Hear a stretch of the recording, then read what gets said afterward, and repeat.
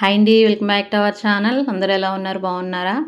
ఈరోజు ఒక మంచి ప్రసాదంతో మీ ముందుకైతే వచ్చానండి. వినాయకుడికైతే ఈరోజు నేను దద్దోజనం అయితే చేశాను. పిల్లలు పెద్దలు అందరూ ఇష్టంగా తినేటట్టు కూడా ఉంటుందండి దద్దోజనం అయితేనే. మీరు కూడా ట్రై చేయండి, ఖచ్చితంగా అయితే అందరికీ నచ్చుతుంది. అలాగే వీడియోని అయితే ఎక్కడ స్కిప్ చేయకుండా అయితే చూడండి. ముందుగా అయితే దద్దోజనానికి అయితే అన్నం అయితే వాష్ చేసి పక్కన పెట్టుకోవాలి. రైస్ ఎప్పుడు పలుగ్గా ఉండకూడదండి, కొంచెం ముద్దలాగే ఉండాలి దద్దోజనానికి అయితేనే. రైస్ పక్కన పెట్టేసుకున్నాను నేనైతేని. పోపు అయితే తీసుకున్నానండి. మినపప్పు, శనగపప్పు, ఆవాలు, జీలకర్ర, అలాగే పచ్చిమిర్చి, కరివేపాకు, అల్లము, కొంచెం ఆయిల్ వేసుకుని అయితే ముందు పోపునైతే వేగించుకోవాలి బాగాని. అల్లం బాగా చిన్నగా కట్ చేసుకోవాలి, అలాగే పచ్చిమిర్చి కూడా చిన్నగా ఉండాలండి. కరివేపాకును కూడా కట్ చేశాను. అది వేగేటప్పుడు అయితే కొంచెం నెయ్యి వేసుకుంటే దద్దోజనంలో అయితే బాగుంటుంది, అందుకని నెయ్యి అయితే యాడ్ చేశాను నేను.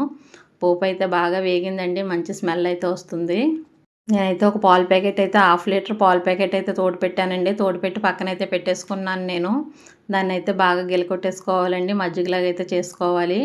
అందులోనే కొంచెం సాల్ట్ అయితే వేసుకోవాలి. మనం తీసుకున్న రైస్ క్వాంటిటీని బట్టి సాల్ట్ అయితే వేసుకోవాలి.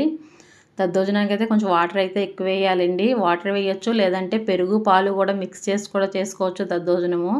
నేనైతే ఓన్లీ పెరుగుతోనే చేశాను, పాలు అయితే వేయలేదండి. ఒక ప్యాకెట్ పాలు అయితే తోడుపెట్టాను అన్నాను కదా, అదైతే వేస్తాను.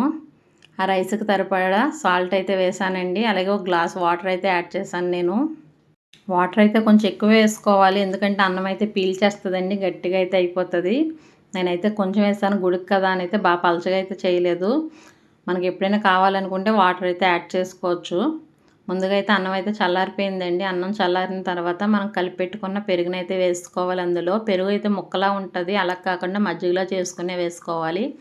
టేస్ట్కి సరిపడా సాల్ట్ కూడా వేసుకోవాలి. మనం ముందుగానే వేయించి పెట్టుకున్న పోపును అయితే వేస్తానండి నేను. అందులోనే పోపు వేసిన తర్వాత బాగా కలుపుకోవాలి. పోపు కొంచెం ఆయిల్ నెయ్యి వేసుకుంటే టేస్ట్ అయితే చాలా బాగుంటుంది. ఇంకా కావాలి అనుకుంటే పెప్పర్ అయితే వేసుకోవచ్చు. కొంచెం అయితే నేను పెప్పర్ అయితే వేయలేదు ఈరోజు అయితేనే. బాగా మిక్స్ చేశానండి. అన్నం అంతా బాగా పోపు అది కలిసేటట్టు, సాల్ట్ అవి కలిసేటట్టు అయితే బాగా కలిపేసుకోవాలి. అంతే అండి, దద్దోజనం అయితే రెడీ అండి. లాస్ట్లో మనం డెకరేషన్ అయితే చేసుకోవచ్చు. నేనైతే గుడికి పట్టుకెళ్ళడానికని, వినాయకుడు కదా నైవేద్యంగా పెట్టిందని వినాయకుడిని అయితే డ్రా చేశానండి దీని మీద అయితేనే. దానిమ్మ గింజలతో అయితే వినాయకుడిని అయితే వేశాను, చాలా బాగా వచ్చింది. అలాగే ఆ రోజు ప్రసాదం కూడా చాలా బాగుందని అయితే అన్నారు. అందరూ కూడా చాలా ఇష్టంగా అయితే తిన్నారండి. దద్దోజనం అంటే ఇష్టం లేని వాళ్ళు అయితే ఎవరు ఉండరు. ఇలా పోపు వేయడం వల్ల కూడా పిల్లలు పెరుగన్నం తినకపోయినా కూడా ఇష్టంగా అయితే తింటారు. ఇంట్లో కూడా ఇలా అయితే చేసుకోవచ్చండి.